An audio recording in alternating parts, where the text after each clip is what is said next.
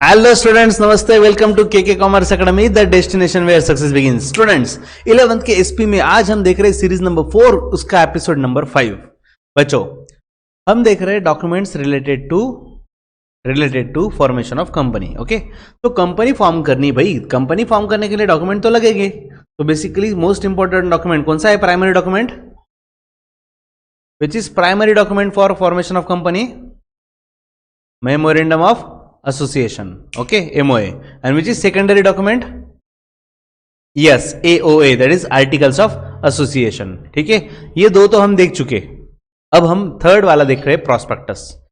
सबसे पहले तो समझ लेते हैं प्रोस्पेक्टस होता क्या है। अरे बच्चों, सब कुछ यहाँ पे समझा दूंगा तो टेक्स्ट बुक में क्या पढ़ेंगे ना। तो चलो डायरेक्टली स्टार्ट करते हैं। पहले तो देखेंगे आज का जो कंटेंट है। आज हम देखेंगे meaning of prospectus and types, कौन से टाइप के प्रोस्पेक्टस होते हैं।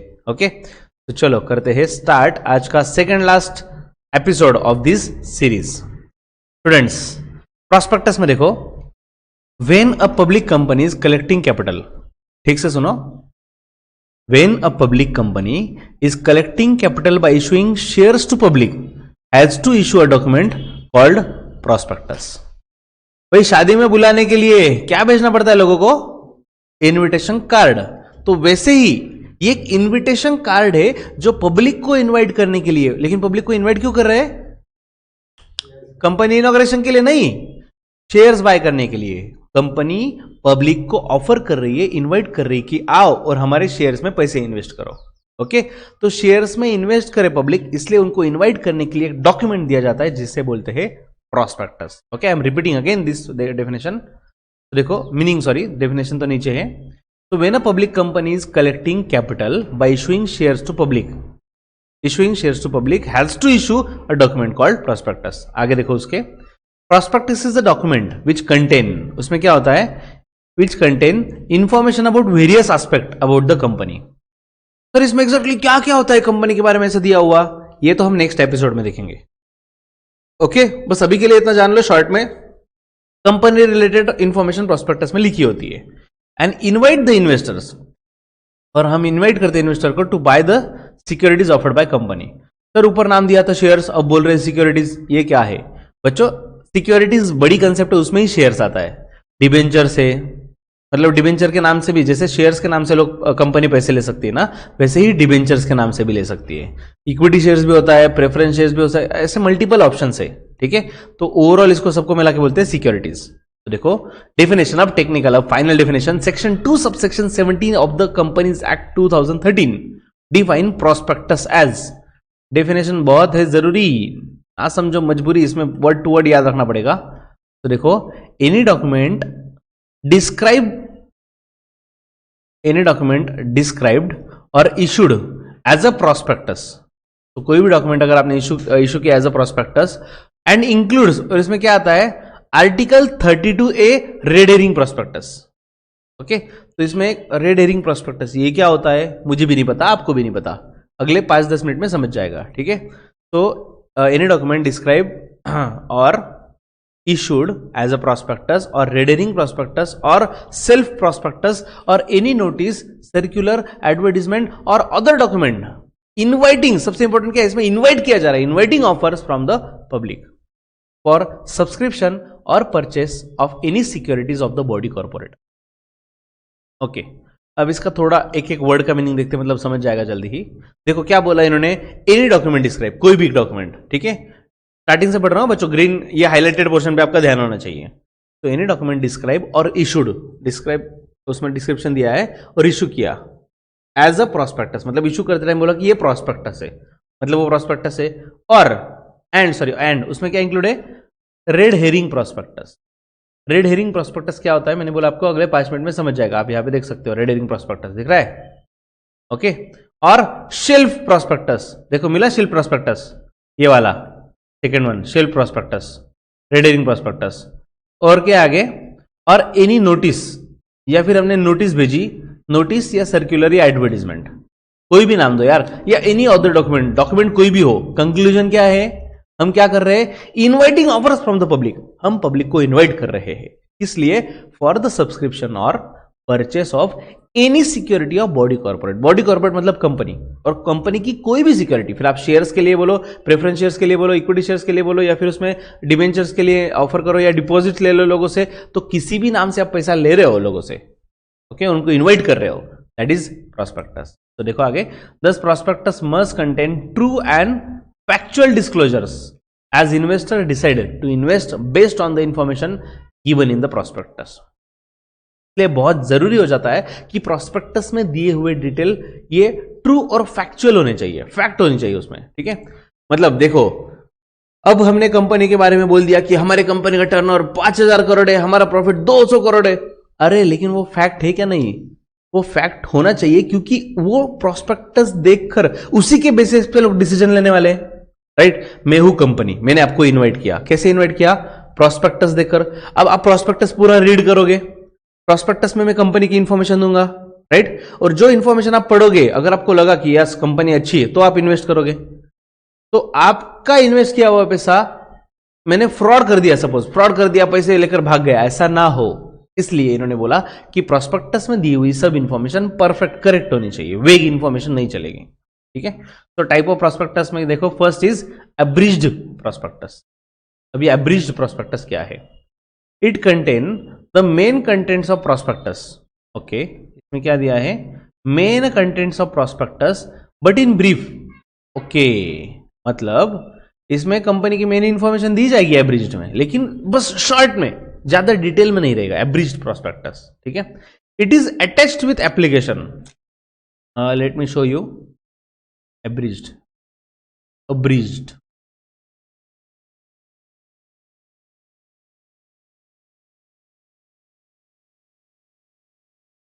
ओके, अब्रिज्ड प्रॉस्पेक्टस है क्या कोई ये वाला? Just a second, abridged prospectus वही है वापिस, ओके।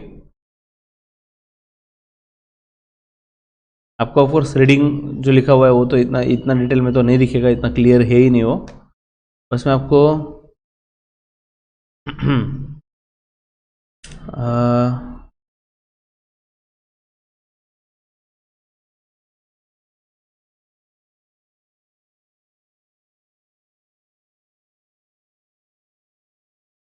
ओके बच्चों, आपने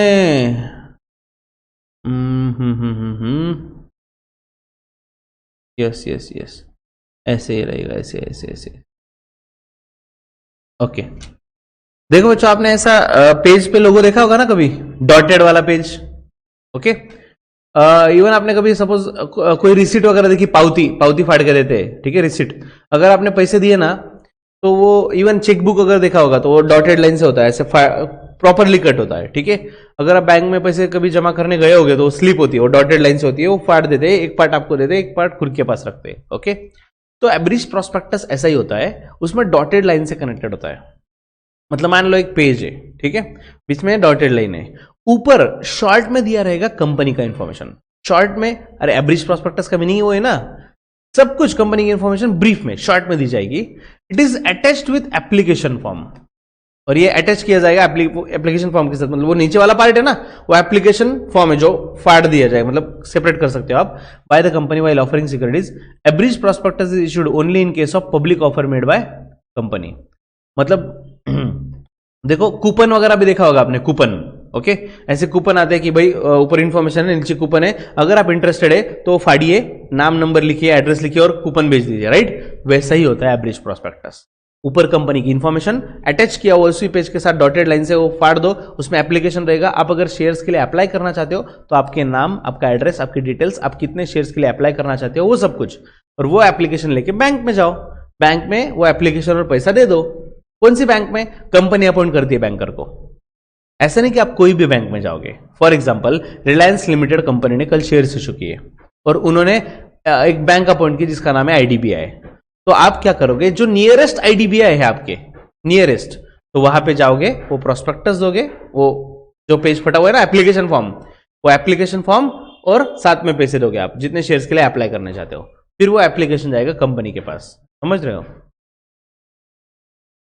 अनपेड नहीं, मतलब एक्चुअली ना स्टार्टिंग में कैसा होता है बच्चों, फॉर एग्जांपल रिलायंस कंपनी ने शेयर्स इशू किया 250 रुपीज में, ठीक है, और स्टार्टिंग में बोला अगर आप शेयर्स के लिए अप्लाई करना चाहते हो तो शेयर्स के साथ एप्लीकेशन के साथ 70 रुपीज पे करो, उसे बोलते हैं application money.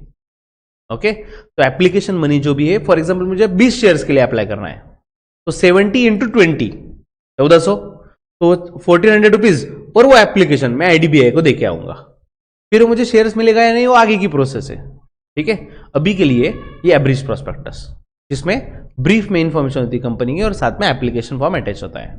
Next, shelf prospectus. अब ये क्या है भाई? तो देखो, a public company may raise fund from the public by issuing securities as and when it needs more fund. हाँ, ये बात तो है भाई, जब भी पब्लिक कंपनी को रिक्वायरमेंट होगी पैसे की, वो शेयर्स इशू करके पैसे रेज कर सकते हैं, right? For every such issue, हर बार जब आप शेयर्स इशू करोगे, fresh prospectus is to be issued. मतलब मान लो 4 साल पहले कंपनी को पैसे की रिक्वायरमेंट थी तो उन्होंने प्रोस्पेक्टस इशू किया था और प्रोस्पेक्टस इशू करके पब्लिक को इनवाइट किया था, ठीक है ना? तो जो जो इंटरेस्टेड थे उन्होंने शेयर्स के लिए अप्लाई किया, ये बात हो गई पुरानी। अब कंपनी को और पैसे की रिक्वायरमेंट है। बच्चों, कंपनी अगर बढ़ रही है, एक्सटेंड कर रही है, तो पैसे की रिक्वायरमेंट तो होती है, तो कंपनी को और पैसे चाहिए। अब क्या करे? अब वापस प्रोस्पेक्टस इशू करना पड़ेगा। ऑब्वियसली यार, जितनी बार शादी करोगे तो इनविटेशन कार्ड अलग रहेगा ना, तो जितनी बार आप अगर पब्लिक को इनवाइट करना है तो हर बार नया प्रोस्पेक्टस लगेगा। लेकिन किंतु परंतु बंधु क्या दिया, देखो आगे, the process of preparing a prospect registering a prospectus is very time consuming. क्योंकि होता कैसे है बच्चों, प्रोस्पेक्टस पहले बनाओ और ये हम बैठे बैठे बना ले, ऐसा नहीं होता, ठीक है? उसके लिए नॉर्मली कंपनी सेक्रेटरी CS, जो डिग्री जिसने क्वालिफाई किया हुआ है कंपनी सेक्रेटरी, उससे वो प्रोस्पेक्टस बनवाना पड़ता है। ठीक है, चलो बना लिया सर, कोई टेंशन नहीं, फीस दे देंगे बन जाएगा। अरे नहीं नहीं, यहां पे काम खत्म नहीं होता। उसके बाद वो ROC को देना पड़ता है। ROC मतलब रजिस्ट्रार ऑफ कंपनीज, उनको देना पड़ता है प्रोस्पेक्टस चेकिंग के लिए, भाई चेक कर लो बराबर है क्या। पहले वो वेरीफाई करते हैं, जब उनका अप्रूवल आता है ROC का, फिर सेबी को भी देनी पड़ती है copy, security and exchange board of India, SEBI के लिए क्यों? क्योंकि हमें अपने शेयर्स इशू करने हैं ना, लिस्ट करने। लिस्टिंग मतलब क्या बच्चों? शेयर मार्केट सुना है ना, राइट? और शेयर मार्केट में कैसे ट्रेड करते हैं? मुंबई को जाना पड़ता है? नहीं, फिर ऑनलाइन आपके पास मोबाइल है, फोन है, टैबलेट है, सॉफ्टवेयर है, जो भी है, हम उससे कर सकते हैं, राइट? तो ये ऑनलाइन क्यों होता है? क्योंकि हमने वो स्टॉक एक्सचेंज पे रजिस्टर करवाया है। स्टॉक एक्सचेंज मतलब, अब एटलीस्ट स्कैम 1992 देखा होगा तो जल्दी जल्दी समझ जाएगा। बॉम्बे स्टॉक एक्सचेंज सुना है, BSE, और दूसरा है NSE, नेशनल स्टॉक एक्सचेंज। तो ऐसे स्टॉक एक्सचेंज पे अपना शेयर रजिस्टर करवाना पड़ता है। तो रजिस्टर करने से क्या फर्क पड़ता है? अरे बच्चों, अगर आपको रिलायंस का शेयर आज ऑनलाइन मिल रहा है ना, क्यों मिल रहा है? क्योंकि उन्होंने वो रजिस्टर करवाया है, समझ रहे हो, स्टॉक एक्सचेंज पे। तो वो प्रोसेस के लिए सेबी के पास भी प्रोस्पेक्टस भेजना पड़ता है। तो ये बहुत टाइम कंज्यूमिंग टास्क है। ROC के पास भेजो, ROC मतलब गवर्नमेंट ऑफिस, तारीख पे तारीख कब देंगे वो पता नहीं, अप्रूवल कब देंगे, और सेबी में कॉपी भेजो, और ये सब होने के बाद फिर पब्लिक को इन्वाइट करो, राइट? और ये प्रोसेस इतना टाइम कंज्यूमिंग है, तो इससे अच्छा दूसरा सॉल्यूशन है क्या? सो देखो, दस instead of preparing a fresh prospectus for every issue, company can prepare shelf prospectus. तो हर बार ऑफर करने के पहले फ्रेश वाला प्रोस्पेक्टस बनाने के बजाय शेल्फ प्रोस्पेक्टस, ये एक दूसरा ऑप्शन है। तो इसमें क्या किया जाता है सर?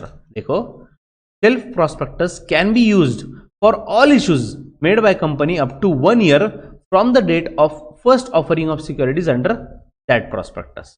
ओके, मतलब मान लो हमने 1 मई, 1 मई के दिन पब्लिक को इन्वाइट किया, ठीक है?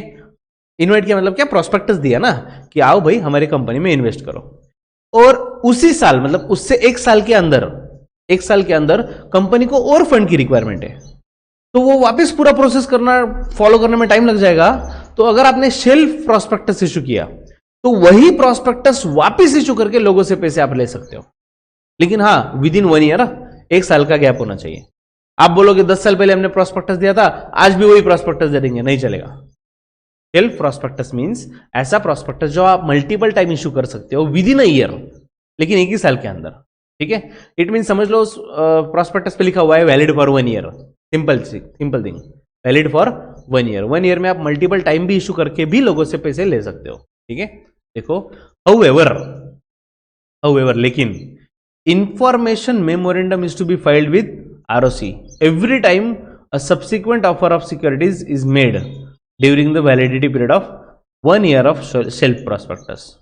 ओके, लेकिन ऐसा नहीं कि भाई मैं क्या करूंगा, फिर तो पहली बार कंपनी अच्छी थी, ठीक है, मैंने क्या किया, कंपनी अच्छी थी, अच्छा प्रोस्पेक्टस बनाया, सब इन्फॉर्मेशन डाल दी कि हमारे पास इतने एसेट है, इतना बिजनेस है, सब कुछ अच्छा दिखा दिया, लोगों से पैसे ले लिए, अब कंपनी की वाट लग गई है, लेकिन वापस वही प्रोस्पेक्टस इश्यू करके लोगों से पैसे ले लेंगे, क्या फर्क पड़ता है? अरे नहीं, ऐसा ना हो, इसलिए उन्होंने कंडीशन रखा हुआ है, प्रोस्पेक्टस तो नहीं रजिस्टर करवाना, लेकिन आपको इंफॉर्मेशन मेमोरेंडम देना पड़ता है वापस आरओसी को। जितनी बार आप शेयर्स इशू करोगे उतनी बार आपको इंफॉर्मेशन मेमोरेंडम देना पड़ेगा। मतलब मान लो एक बार अगर एक कंपनी ने एक साल में 4 बार शेयर्स इशू किया ना, तो शेल्फ प्रोस्पेक्टस साल भर चल जाएगा, ठीक है, वापस प्रोस्पेक्टस नहीं लगेगा। लेकिन चारों बार, पहली बार तो प्रोस्पेक्टस आप आरओसी के बाद रजिस्टर करोगे, राइट, कंपलसरी है, उसके सिवा शेयर्स इशू नहीं कर सकते, प्रोस्पेक्टस इशू नहीं कर सकते। लेकिन सेकेंड, थर्ड, फोर्थ टाइम जब हमने प्रोस्पेक्टस इशू नहीं किया, क्योंकि शेल्फ प्रोस्पेक्टस है ना, 1 साल तक चलता है, तो अगले 3 बार, सेकेंड, थर्ड, फोर्थ टाइम, तीनों बार हमें इंफॉर्मेशन मेमोरेंडम देना पड़ेगा आरओसी को, ठीक है।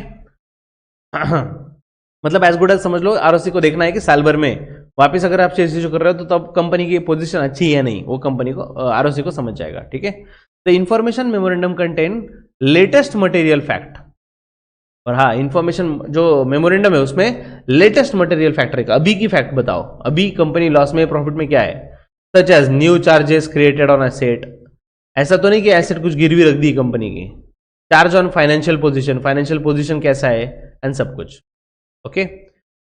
तो हमें क्या पता चला, शेल्फ प्रोस्पेक्टस मतलब ऐसा कि 1 साल के अंदर मल्टीपल टाइम इशू कर सकते हैं, लेकिन ऐसा ना हो कि पहले कंपनी की पोजीशन अच्छी थी लेकिन बाद में वाट लग गई थी और लोग कंपनी पे भरोसा करके पैसे इन्वेस्ट कर रहे हैं और कंपनी भाग गई, कंपनी फ्रॉड निकली, कंपनी लॉस में थी, कंपनी डूब गई, ऐसा हो सकता है, ऐसा ना हो।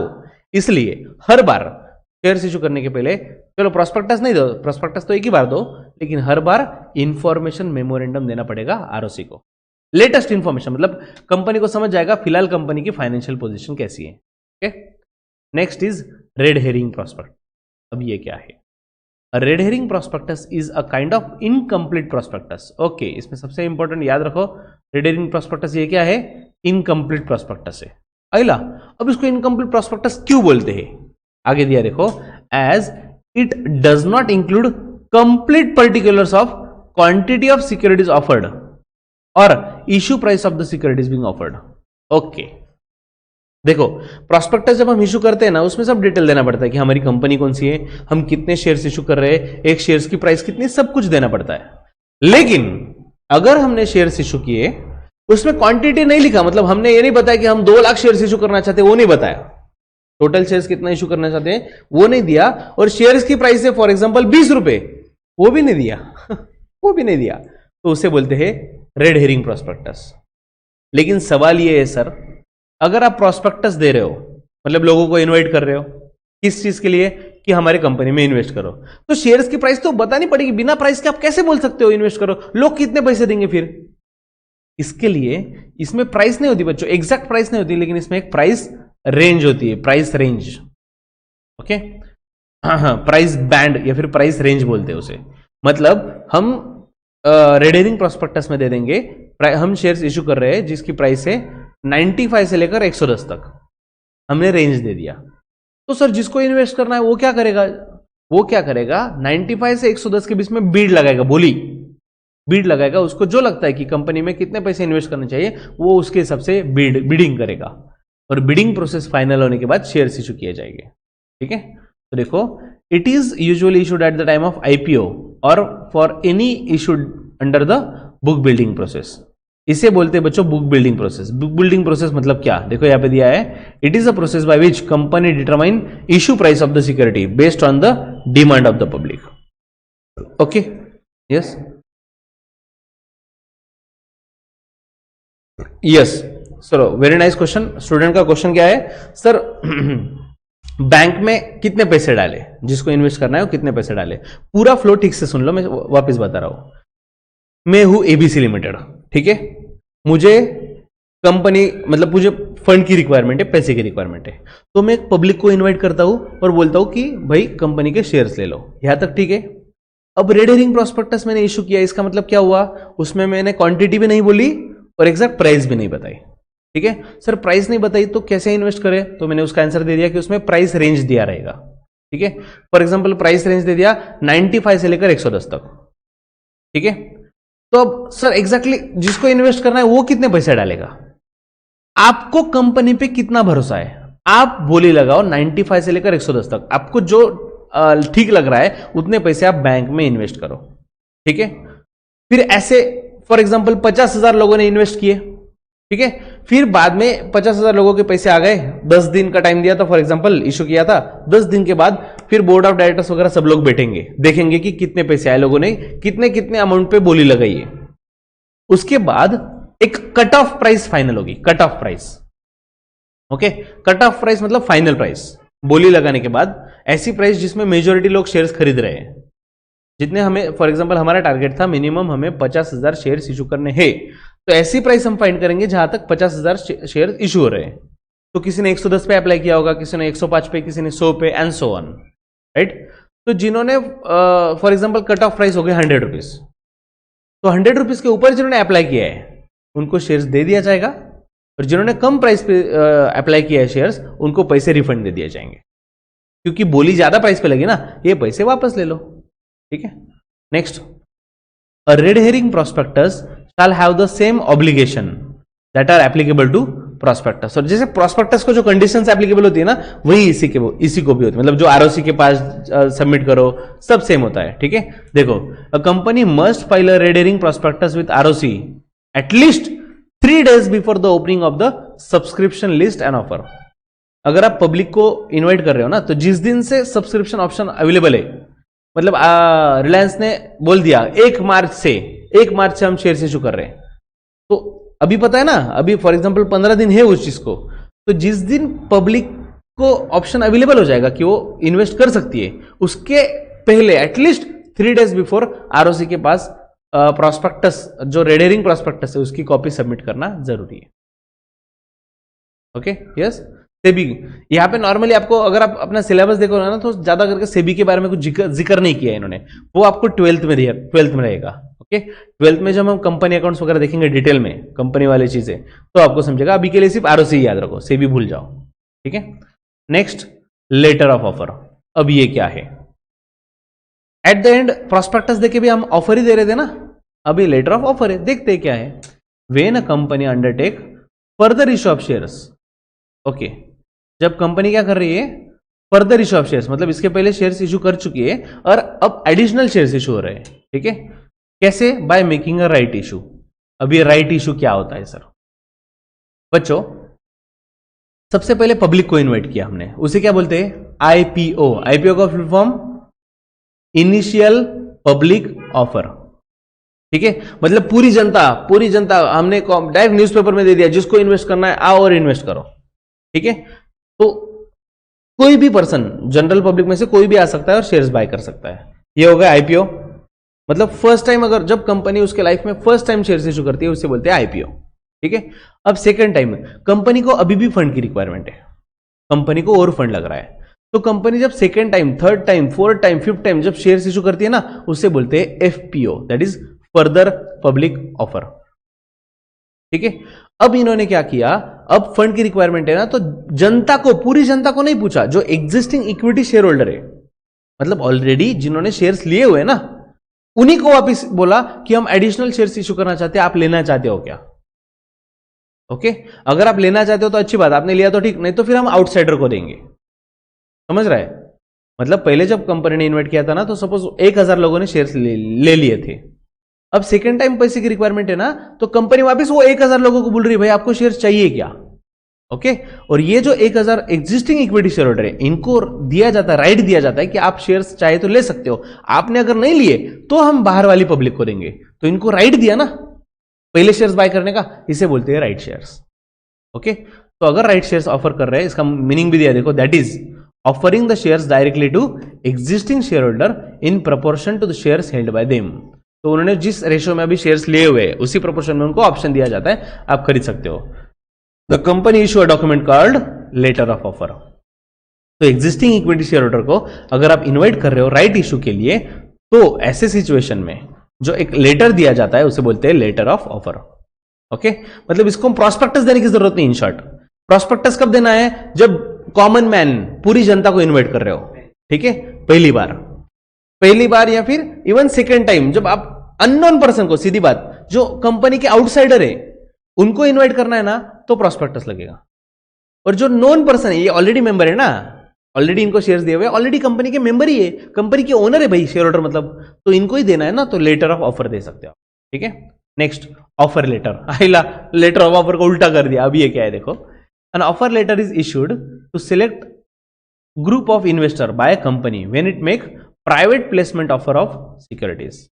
ओके, तो प्राइवेट प्लेसमेंट मतलब क्या? पहली बात तो ये समझते हैं ना, इन्होंने क्या बोला, ऑफर लेटर दिया जाता है कब? जब हम सिलेक्टेड ग्रुप ऑफ पर्सन को इन्वाइट कर रहे हैं, ठीक है। सो देखो नेक्स्ट लाइन में दिया हुआ है, private placement means when a company offering it shares to any select group of person. तो ऐसा कैसे कर सकते हैं हम? फॉर एग्जांपल, मेरे पहचान वाले 20 लोग हैं, बस मैंने उनको 20 लोगों को इन्वाइट किया, बस आप मेरे कंपनी में पैसे इन्वेस्ट करो। सो ऐसा चलता है?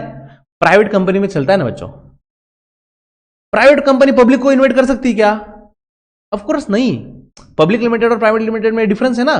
पब्लिक लिमिटेड, अभी रिलायंस लिमिटेड है ना, वो पूरे इंडिया में किसी को भी बोल सकते हैं इन्वेस्ट करो। क्यों? क्योंकि वो पब्लिक लिमिटेड कंपनी है। लेकिन मैंने कंपनी स्टार्ट की केके प्राइवेट लिमिटेड, नाम के आगे पीवीटी लगा हुआ है, KK PVT LTD private limited. तो क्या मैं जनरल पब्लिक को इन्वाइट कर सकता हूं? नहीं। क्या मैं न्यूज़पेपर में एडवर्टाइजमेंट दे सकता हूं? नहीं। क्योंकि अगर आपको याद होगा, प्राइवेट लिमिटेड का मीनिंग देखा था हमने, वहां पे रिस्ट्रिक्शन था, prohibit invitation from outsiders. General public को आप इन्वाइट नहीं कर सकते।